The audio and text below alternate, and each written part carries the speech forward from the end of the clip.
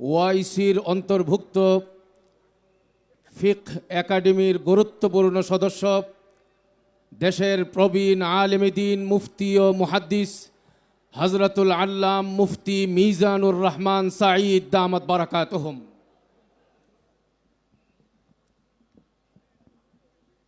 আলহামদুলিল্লাহ ওয়াসসালাতু ওয়াসসালামু আলা রাসূলিল্লাহ, আম্মা বা'দ।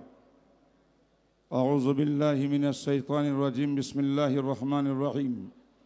মা কানা মুহাম্মাদুন আবা আহাদিম মির রিজালিকুম ওয়ালাকিন রাসূলুল্লাহি ওয়া খাতামান নাবিয়্যিন। সাদাকাল্লাহুল আযীম। আন্তর্জাতিক খতমে নবুয়তের আজ ঐতিহাসিক বাংলাদেশের এই বিশাল বড় জনসমুদ্রের বিজ্ঞ ওলামায়ে কেরাম, দেশ বিদেশের অসংখ্য মুফাক্কির ইসলাম, দেশের থেকে আগত সর্বস্তরের নবী প্রেমিক মুসলমান ভাইয়েরা, কথা দুই একটা পরিষ্কার। আমরা কাদিয়ানীকে কাফের ফতোয়া দেওয়া লাগবে না।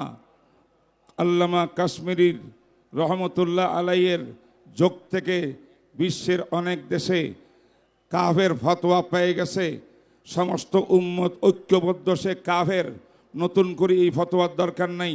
দরকার একটাই আছে, রাষ্ট্রীয়ভাবে তাদেরকে কাফের ঘোষণা দিতেই হবে, দিতেই হবে, দিতেই হবে।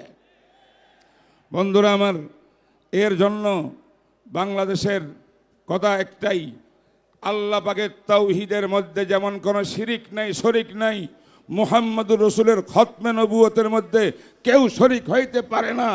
যে ব্যক্তি রসুলের পরে নবুয়তের দাবি করব, কাফের, ওয়াজিবুল কাতাল। যদি সরকারের মধ্যে উলামায়ে কেরাম যায়, শরিয়া বিধান হয়, সেই ব্যক্তি ওয়াজিবুল কাতাল হয়ে যাবে। বন্ধুরা আমার, এখন আমরা ওবায়দুল হক খতিব রহমতুল্লাহ আলাই, ওনার চোখের পানি দেখেছি। আল্লামা আহমদ শফি রহমতুল্লাহ আলাইর মেহনত আমরা দেখেছি। এইভাবে মুরব্বীরা এই গোলামত কাদিয়ানির বেঈমানদেরকে বাংলাদেশে অমুসলিম ঘোষণা দেওয়ার জন্য অনেক আন্দোলন শ্রম দিয়েছেন। আর ব্রাহ্মণবাড়িয়া সহ বিভিন্ন দেশে যুবক হাফেজ আলেমরা বুকের তাজা রক্ত দিয়েছেন।